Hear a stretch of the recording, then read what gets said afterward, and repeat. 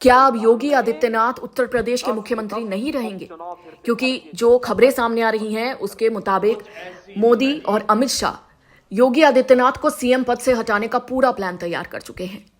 दरअसल यूपी में 10 सीटों पर उपचुनाव होने वाले हैं, जिसको लेकर जेपी नड्डा ने लखनऊ में बैठक की और सीएम योगी ने कार्यकर्ताओं में जोश भरने का काम किया है।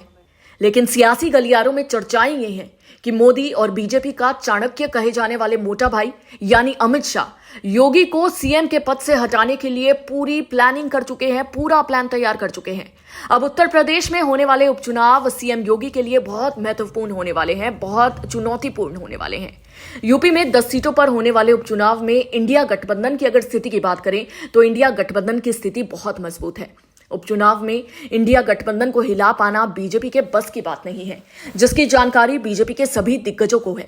तो वहीं यही मौका है योगी आदित्यनाथ को सीएम पद से हटाने के लिए। यह बहुत बड़ा मौका है जिसको अमित शाह और मोदी खोना नहीं चाहते हैं। लोकसभा चुनाव से ही मोदी और अमित शाह योगी को सीएम पद से हटाने का मन बना चुके हैं, लेकिन अभी तक उस तरह का माहौल नहीं बना।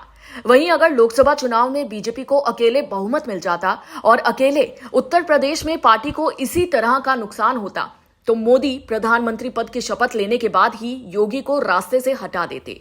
लेकिन ऐसा नहीं हुआ और बीजेपी लोकसभा चुनाव में 240 सीटों पर सिमट कर रह गई और उत्तर प्रदेश समेत सभी राज्यों में करारी हार का सामना करना पड़ा, जिसके चलते योगी सीएम पद पर बने हुए हैं। तो वहीं अब उनको अपने पद से हटाने के लिए उपचुनाव बहुत सही मौका है, जिसको देखते हुए अमित शाह और मोदी और नड्डा पूरी तैयारियों में जुटे हुए हैं। क्या आप जानते हैं कि बीजेपी 2022 में योगी को मुख्यमंत्री पद से हटाने का विचार कर रही थी?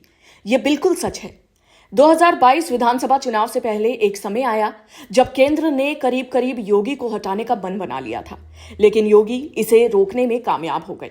ये लगभग तय हो गया था कि योगी को मुख्यमंत्री पद से हटाया जा रहा है। विधानसभा चुनाव में सिर्फ कुछ ही समय बचा था।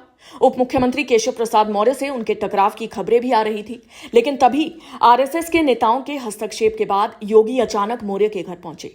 उस समय तक योगी की लोकप्रियता पार्टी से भी ऊपर पहुंच चुकी थी और उनको दूसरे राज्यों से भी प्रचार करने के लिए बुलाया जा रहा था।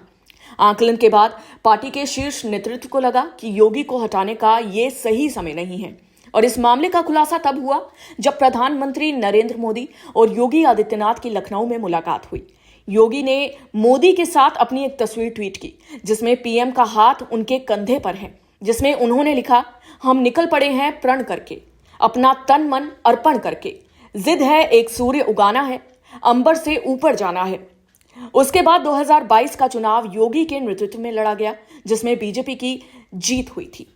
अब जब 2024 के लोकसभा चुनाव में उत्तर प्रदेश में पार्टी को हार का सामना करना पड़ा है, तो एक बार फिर से यह चर्चा तेज हो गई थी कि हो सकता है योगी को मोदी कैबिनेट में शामिल किया जाए और राज्य का मुख्यमंत्री किसी पिछड़े वर्ग के नेता को बनाया जा सकता है।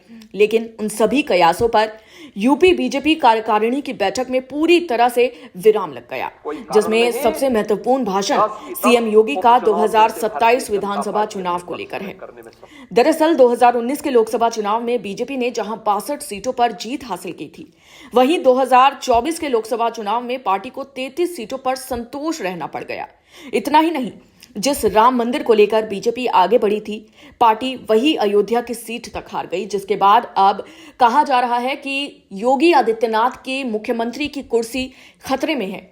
लेकिन आप अपनी राय बताइएगा कि क्या आप मुख्यमंत्री योगी आदित्यनाथ को मुख्यमंत्री बने रहना देखना चाहते हैं या फिर नहीं? कमेंट्स में जरूर बताएं।